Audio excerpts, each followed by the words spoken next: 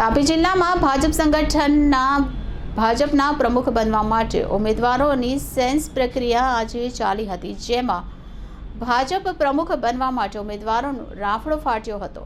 ત્યારે 32 જેટલા ફોર્મ ભરવામાં આવ્યા હતા। ત્યારે પરિવર્તન કે પુનરાવર્તન, તેના પર સૌની નજર છે। હાલ તાપી જિલ્લામાં ભારતીય જનતા પાર્ટીનો સુવર્ણકાળ ચાલી રહ્યો છે। એક સમયે કોંગ્રેસનો ગઢ ગણાતી તાપી જિલ્લા પંચાયતની સાથે જ મોટાભાગની તાલુકા પંચાયતમાં પણ હાલ ભારતીય જનતા પાર્ટીનું રાજ છે। તમામ સ્થાને ધારાસભ્યો પણ ભારતીય જનતા પાર્ટીના છે। ત્યારે ભારતીય જનતા પાર્ટી તાપી જિલ્લાના પ્રમુખ બનવા માટે નવા અને જૂના દિગ્ગજ કાર્યકર્તાઓ વચ્ચે હોડ જામી છે।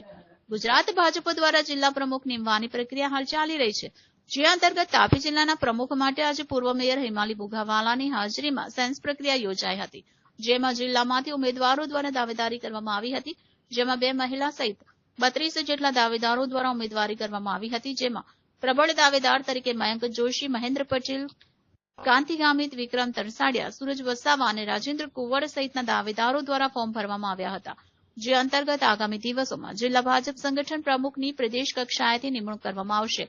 હવે આટલા ઉમેદવારોમાં મળતી માહિતી મુજબ 25 જેટલા ઉમેદવારો આદિવાસી તો 7 જેટલા ઉમેદવારો બિન આદિવાસી છે। ત્યારે આ જિલ્લામાં સત્તાનું પુનરાવર્તન થાય છે કે પરિવર્તન થાય છે, એ પણ જોવું રહ્યું। Report Bindeshwari Shah, city gold news, Tapi. નમસ્કાર। ભારતીય જનતા પાર્ટી સંગઠન પર્વ 2024ની તાપી જિલ્લાના આજના જિલ્લા અધ્યક્ષના ચૂંટણી ફોર્મ માટેની પ્રક્રિયા કરવામાં આવી હતી। ભારતીય જનતા પાર્ટી એ લોકશાહીના મૂલ્યો આધારિત પાર્ટી છે। આપ સર્વને ખબર જ છે તેમ કે ભારતીય જનતા પાર્ટીના આ સંગઠન પર્વમાં બૂથ પ્રમુખ, મંડળ પ્રમુખ અને આજે જિલ્લા પ્રમુખોની વરણી માટેની આ પ્રક્રિયા ચાલી રહી છે। ત્યારે આજ રોજ તાપી જિલ્લામાં મારી સાથે મારા સહચૂંટણી અધિકારી સનમભાઈ પટેલ, ઘનશ્યામભાઈ, અમિતભાઈ અને સાથે જિલ્લાની સમગ્ર ટીમ પણ જોડાઈ છે આ સાથ સહકાર આપવા માટે। અને વિશેષ કરીને આજે આ તાપી જિલ્લાની અંદર 32 જેટલા ઉમેદવારોએ પોતે તાપી જિલ્લાના અધ્યક્ષ તરીકેની દાવેદારી કરી છે અને સાચા અર્થમાં આ લોકશાહીના મૂલ્યને ભારતીય જનતા પાર્ટીના નેતૃત્વ પર વિશ્વાસ રાખીને આજે 32 લોકોએ તાપી જિલ્લામાં દાવેદારી કરી છે। આનું પરિણામ ક્યાં સુધી આવે?